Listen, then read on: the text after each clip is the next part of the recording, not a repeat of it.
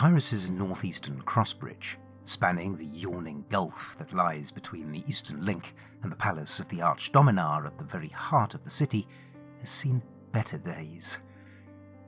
Though comparatively untouched by the civil war that has raged through the city of late, even this commercial playground of the well-heeled elite has not survived entirely unscathed. Once bustling streets are all but empty, windows boarded against the ever-present threat of violence. Those few souls that have to be out at this time of the evening move swiftly, eager to be back indoors, hunched against the blustery weather and the palpable sense of tension that grips the city. So, when a well-dressed fellow rounds a corner and collides with him at pace, it is all that Digby Algaric can do to keep from shrieking in panic, certain that this breath is to be his last. "Oh, my dear sir, I'm most dreadfully sorry," the guilty party gasps, clearly flustered himself. "That was entirely my fault. I do beg your forgiveness." The fellow pulls himself together, straightens, and flashes Digby a disarming smile. "Please, allow me to make it up to you." Digby takes in the tall, lean, and really rather dashing stranger. Elegant walking cane, well-dressed, certainly. Is that long coat a Cavendish? This year's cut, if he's not mistaken. And oh my, those cheekbones. Digby can't help but return the smile. "Got you," thinks Valerian. "Who says things can't go the easy way from time to time?" Which is precisely when the 3 armoured members of Digby's close protection unit drop their invisibility meshes. "Step away, citizen," their leader orders, his tone brooking no discussion. As one, they snap open heavy batons, their heads sparking with blue arcanicity. "First and final warning." "Well, shit," Valerian mutters.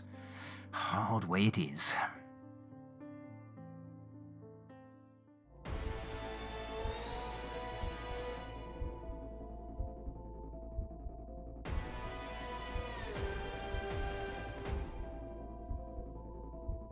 Hello and welcome to The Lone Adventurer, an actual play solo RPG podcast with me, Carl White.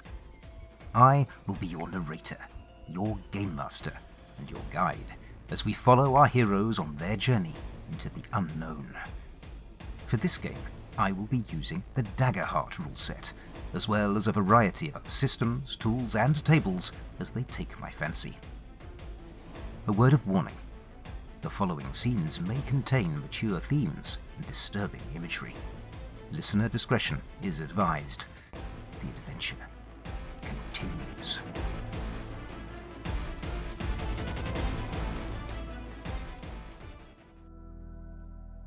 Last time on The Lone Adventurer. The Dead Reckoning was destroyed, leaving Cadmus, Barbican, and an unconscious Mina in the shattered summoning chamber, where Mara Vale stood triumphant following her battle against the machine cult. Mina's consciousness, it transpired, now shared Barbican's body with the Doom Spire's avatar, while her own body was beyond Cadmus's abilities to heal. Then the demon Satara materialized, revealing that Tatters had bargained away her corporeal form to him, in exchange for the freeing of her companions, the Web. Before departing, the demon honored this bargain. In the aftermath, the group retreated to the ruined monastery of Thrice-Blessed Ankra, where Mina's body was placed into magical stasis. Together, they set 5 urgent goals: to stop the city's civil war, to protect Tamph, to confront the unseen, to restore Mina to her body, and to hunt down the demon Satara.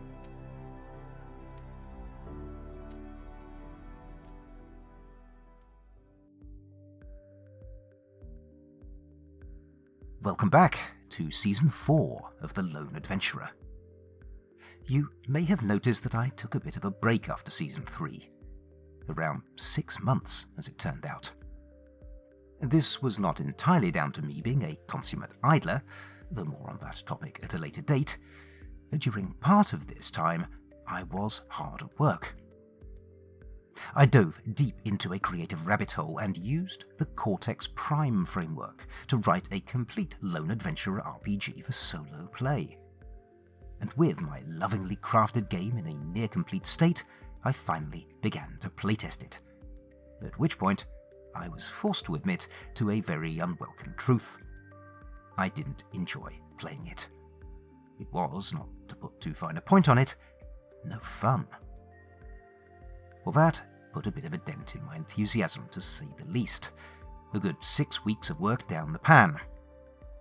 Things were looking slightly dicey for Season 4 at this point, when, out of the blue, along came the shiny new kid on the block, that golden summer child that everyone was talking about, Daggerheart. I read reviews that piqued my interest. I read the system reference document. I tinkered, I playtested, and I started to get both a sense that this might be a fun system to match to my story, and a growing itch to return to my characters and their ongoing adventures. And so here we are. I will be taking my first tentative steps into this brand new system, and no doubt making all sorts of egregious rules cock-ups along the way. Will that deter me? No, it will not. I will plough on regardless, learning as I go, and with luck, you will be along for the ride. There is one saving grace from my failed solo RPG system attempt. In creating it, I was able to develop my own GM emulator, a system I have come to know as the Great Machine. The simple yes-no oracle is dice-based, while the deep oracle uses a tarot card system that I've devised. And so, for Season 4, I will be pairing the narrative-forward rules of Daggerheart with the Machiavellian machinations of my fiendish construction, the Great Machine. Let's see where they take us.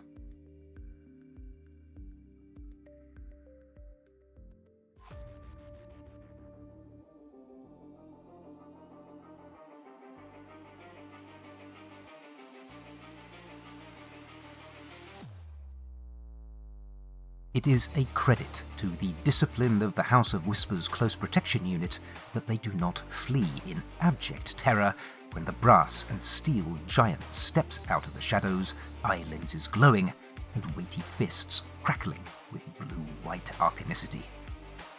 Greater credit still when one of those mighty fists slams heavily into a guard's torso, ribs audibly cracking despite his body armor, and then the second punches him so hard his feet leave the ground, sending him flying into a pile of stacked crates. Despite this mechanical terror laying one of their comrades low with seemingly contemptuous ease, the rest of the unit forms up, stun battens at the ready. Their leader, a man Mina recognizes as one Sergeant Stern, grabs the whistle hanging from his neck and blows 3 short, shrill blasts. From further down the street, a second whistle answers. "Well, shit," mutters Minacan. "Hard way it is." Digby is not quite so stoic as his guards. The Whisperer's executive assistant cowers, wide-eyed and quivering, as all hell breaks loose around him.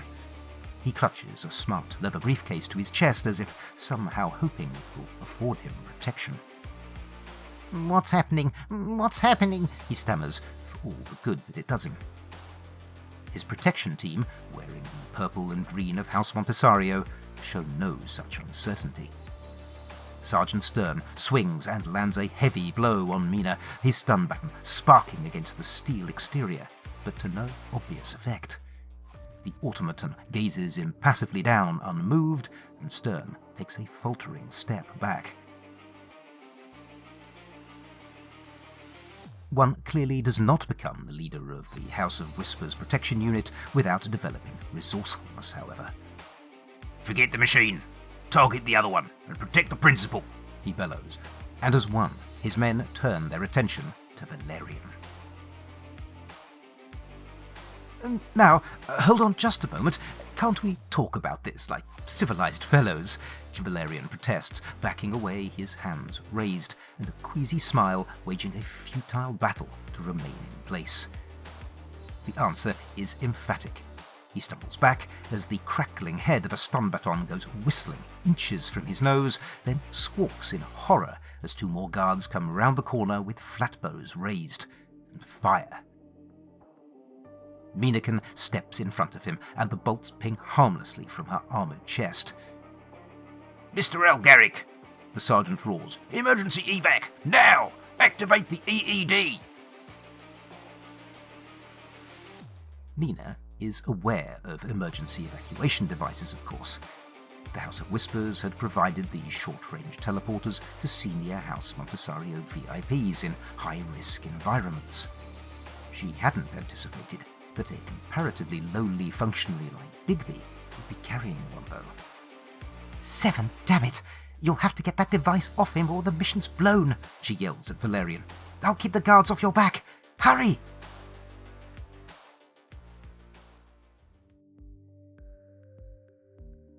If in doubt, begin with a fight.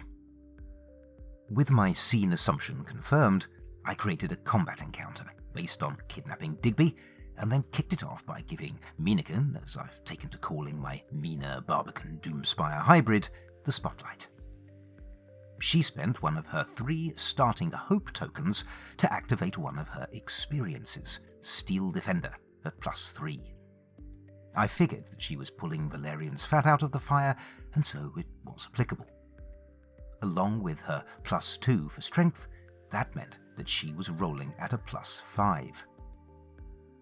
Unlike many RPGs, Daggerheart doesn't use a D20 for PC action rolls, but rather 2 D12. One is designated the Hope die, and the other the Fear die. You add the 2 together, plus any bonuses, and try to beat a target number.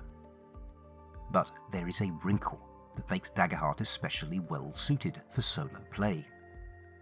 If the Hope die rolls higher, the PC gains a Hope token, which they can then spend to do cool stuff. And if the Fear die rolls higher, the GM, in my case the Great Machine, gains a Fear token, and those can be spent to insert all manner of mischief, mayhem, and chicanery into the story. Anyway, back to Mina's roll. She rolled 2d12 plus 5 against a target number of 11 to thump one of the guards, and she got double 12s. Now, regardless of the number that you roll, if you roll with a match in Daggerheart, that is a critical hit. You deal extra damage, and you gain a hope token. Not a bad start at all. And then it was Mina's turn again. And here we get to the heart of why this system has me so interested. This is, under all the bells and whistles, a sort of powered by the apocalypse game. Or rather, a powered by the apocalypse game gene-spliced with a crunchy tactical resource management game. What that means, at least in terms of initiative order, is that there is no real initiative order. Just like the most rules-light narrative games, the person who makes the most sense to act in the fiction is the person who acts. Which, in this case, as she had the fictional momentum, was Mina again. Her second attack was enough to take a guard down, but this time she rolled with Fear, which handed narrative control over to the GM. That allowed me to spotlight the head guard, who used one of his abilities which cost 2 Fear, and that activated attacks from the entire squad. Now, thankfully, Mina is built as an absolute tank, and she was able to burn some armor resources to avoid taking any damage at all, along with a stress resource to interpose herself in front of Valerian and shield him from harm too. With 1 Fear remaining, I had the GM spend it to roll on the GM moves list, and I got the result, take away an opportunity permanently. And so now we have an imminent risk of failure introduced, which ratchets up the tension nicely. If the spotlight shifts to this EED that I've introduced, Digby will teleport away, and our party will be left with nothing but the risk of arrest to show for it.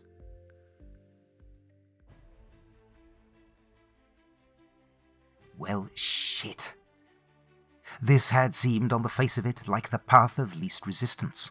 A simple snatch job. Sweet-talk the Whisperer's flunky off the street as he walked home from work, or have the mechanoid bop him on the head if he made too much trouble. Then pump the poor sap for information on the unseen once back in the privacy of the safe house. Obviously Mina, or at least that mechanical monstrosity that now housed her, had raised the possibility of a protection unit, but that had seemed to Valerian a distant risk at best, the merest off-chance, barely worthy of consideration. And now, here they are, surrounded by armed guards and seconds away from losing their quarry. How is it possible for things to turn so bad so very quickly? Oh well, time to improvise. Digby is fumbling for his evac device, hands trembling. There are only moments in which to act. "Don't do it, Digby!" Valerian beseeches, his eyes wide and pleading. "That's not an EED, it's a bomb! You've been set up, marked for elimination by the house. We are here to rescue you." The lie is a clumsy one, the first thing that comes to mind, and doubtless it won't hold up to more than 2 moments of scrutiny. But 1 moment is all he needs. Just a few seconds of hesitation. Digby's eyes go wide with horror as he stares down at the small brass device in his hand. What? Bomb? What do I do?" Minacan, meanwhile, is continuing her single-handed assault on the protection squad. One crackling fist connects with the sergeant, staggering him, and then another, sending him sprawling into a shuttered shop front with a resounding crash. One of the shop's 2 lit lanterns falls from its hook, smashing as it hits the cobbled street and splashing flaming oil over the wooden shutters. "We need to get out of here, now!" she yells over the din of the battle. "Things are getting out of hand!" But one of the guards has other ideas. He sprints at Valerian, determined to take him out at the knees, and it is only Minacan's outstretched leg that sends the guard sprawling before he can make contact. With the sergeant and his compatriots struggling to their feet, and with the flatbow men pausing to reload their weapons, they have the briefest of respites in which to act. Valerian screws his eyes closed for a heartbeat, calming the rising panic that threatens to overwhelm him, and when he reopens them, there is a sincerity and an earnestness to his gaze that the devotements of Ankara would sell their own mothers for. 5 years of legal training has not gone entirely to waste, it would seem. "Digby, may I call you Digby? Please, you have to believe me. Your life, damn it, all our lives depend on it. Dark forces move against us. You know of whom I speak. These men are under orders to take you to your death. We came here to rescue you, but unless we run right now, it will all be for nothing. I beg of you, Digby, come with me." If a lie is unbelievable, keep on telling it until they believe. That, at least, is the theory. Valerian reaches out a hand, ramps up the sincerity wattage to damn near saintly realms, and prays to the 7 that this will work.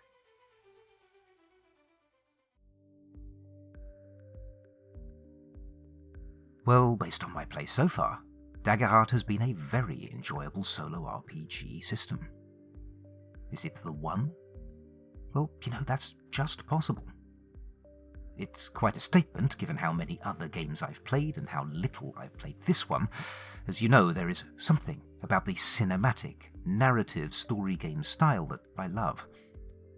I've mentioned before that Powered by the Apocalypse games work especially well for me in solo. But I think it's this particular combination of that aspect of a crunchy resource management style of game where, as a PC, you're juggling armor slots, stress, and hope all alongside a set of class-specific unique abilities that has proved so very much enjoyable in playing this first session. The initiative system just flows, moving us around the battlefield with a very natural rhythm, and that, combined with the GM mechanics that lend themselves really very well to solo play, it all leaves me needing to confess a feeling of a warm glow of anticipation at the prospect of using this game for more of this season. So well played, Daggerheart. This would appear to be a case of actually living up to the hype. That last scene was made up of a successful beguiling move by Valerian, followed by Mina succeeding with hope and then succeeding with fear. The fear handed control back to the GM, and a roll on the move table gave me show the collateral damage, followed by spending a single fear token to have a guard attack, only to be blocked once again by Mina, my tank. In the background, I had 2 clocks ticking. In addition to the risk of Digby bugging out, that gave me a greater sense of urgency and excitement as a player. One of those was for a special move by the head guard, and the other was a mechanic that made Minacan progressively but temporarily more and more badass. And that left me with my final roll. Valerian triggered his once-per-session rally ability, spent a hope in order to use his lawyer experience, and then more hope to use his deft deceiver ability to roll with advantage against a difficulty of 20. And then he made the roll. We will have to wait and see how that plays out, but before we get to that, there is one other thing to briefly mention. I've created Mina and Valerian as level 1 PCs. That's primarily because I'm new to this system, and I want to give myself a comparatively easy time learning it. But based on this session, I'm going to be ramping up to level 2 for the next episode, and I will probably keep going to mid-tiers pretty quickly. My party are seasoned adventurers after all, and I want to see them playing with a bunch of cool powers. And I also want to see how this game functions at different levels. Okay, enough gushing over Daggerheart. Let's get back to the action. "This way!" Digby yells, and he's off like a hare before hounds, ducking down a flight of switchback stairs and coming out sprinting onto one of the countless underbridges that crisscross below the main northeastern thoroughfare. Valerian and Minacan share a brief, incredulous glance, and then they're after him, the bellows and whistles of the protection unit close on their heels. Valerian can scarcely believe his luck. Sweet-talking, it seems, has done the trick after all. Assuming that they escape the pursuit with their lives, that is. The trio dash across the narrow walkway that swings alarmingly beneath their combined weight. Valerian and Digby studiously avoid looking down into the vertiginous drop to the void sea that lies far below the city on the chain. But Mina senses an opportunity. Turning, she kneels and, taking the twin support struts in steel fists, with inhuman strength she twists and bends them, servos whining in rising pitch as she applies greater and greater pressure. The purple liveried guards, yet to cross the walkway, spot the danger and put on an extra burst of speed, but it is too late. With one final, titanic effort, the automaton tears the support struts free, wholly detaching her end of the narrow bridge. The sergeant and his men come to a hard stop, gazing over the impossible leap. "That way!" Stern snarls to his team, pointing to the next crossing along. "Move it!" Valerian, his lungs burning, risks a glance to his left and is somewhat surprised to see Digby keeping pace with him. For a short, somewhat overweight chap, the fellow can certainly move when he sets his mind to it. Beyond the little secretary, he spies a freight skiff slowly departing from a cargo drop-off. "I'm going to regret this," he mutters to himself, then calls out, "Digby, follow me!" He veers left, sprints for the walkway balustrade, and leaps onto it, intending to jump for the skiff as it passes below them. It is only at this point that his brain catches up with his body, and points out in the strongest possible terms that this is, in fact, an absolutely terrible plan. He freezes, wide-eyed, teetering over an endless drop to certain death. On second thoughts..." And then Minacan comes thundering up behind them. Grabbing the back of Digby's coat in one hand and shoving Valerian hard with the other, she hurdles the balustrade in a single stride. The three of them land hard, causing the cargo skiff to dip alarmingly under their sudden weight. Above them, the faces of the guards appear at the railing, red with exertion. the sergeant roaring down at the skiff's driver to stop on pain of arrest. And to Valerian's horror, the driver does just exactly that, slamming on the air brakes and leaving their vessel suddenly stationary below the bridge. Guards are already starting to clamber over it. They are just instants from calamity. He bursts into the driver's cabin, grabs the mustachioed fellow by the tunic, and mustering every ounce of persuasive power at his disposal, hisses, "I will pay you an ungodly amount of gold to get us out of here right now!" Whether it is Valerian's obvious desperation, the lure of easy money, or the ominous presence of a massive metal monstrosity looming just outside his cabin, the driver complies. With an arcanic whine, the skiff accelerates away, leaving a grim-faced Sergeant Stern glowering helplessly after them.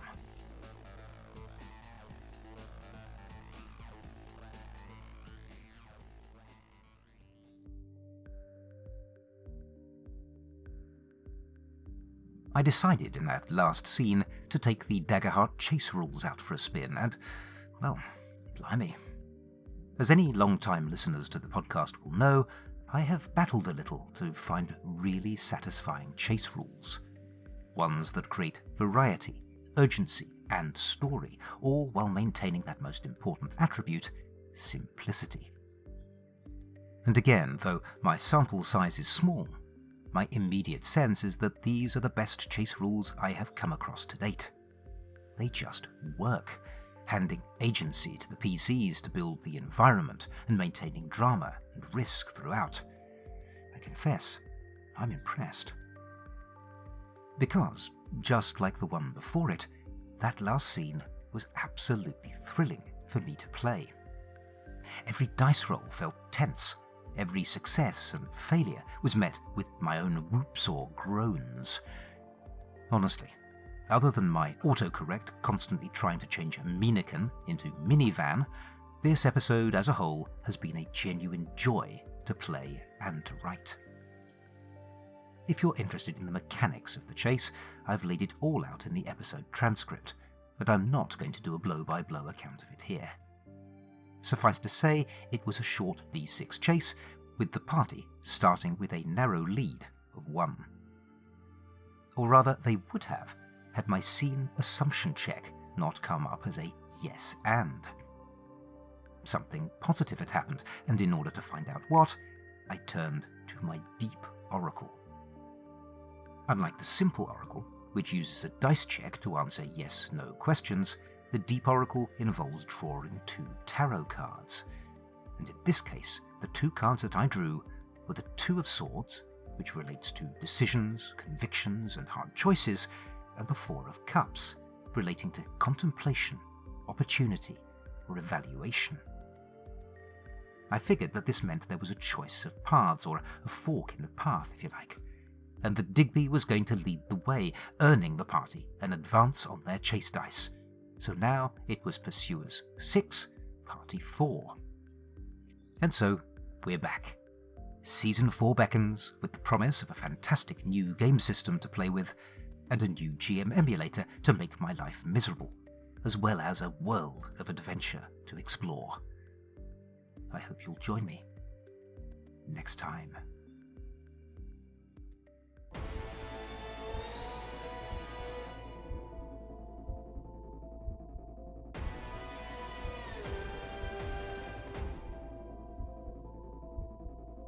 You have been listening to The Lone Adventurer, a solo RPG podcast played, written and performed by me, Carl White.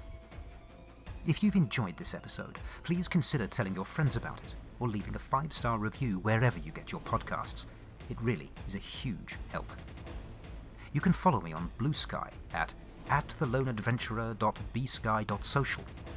Email me at theloneadv@gmail.com or follow my blog at carlillustration.wordpress.com. You can find show notes for this episode and all others at theloneadventurer.podbean.com, where I include any links mentioned in the episode, as well as mechanics information.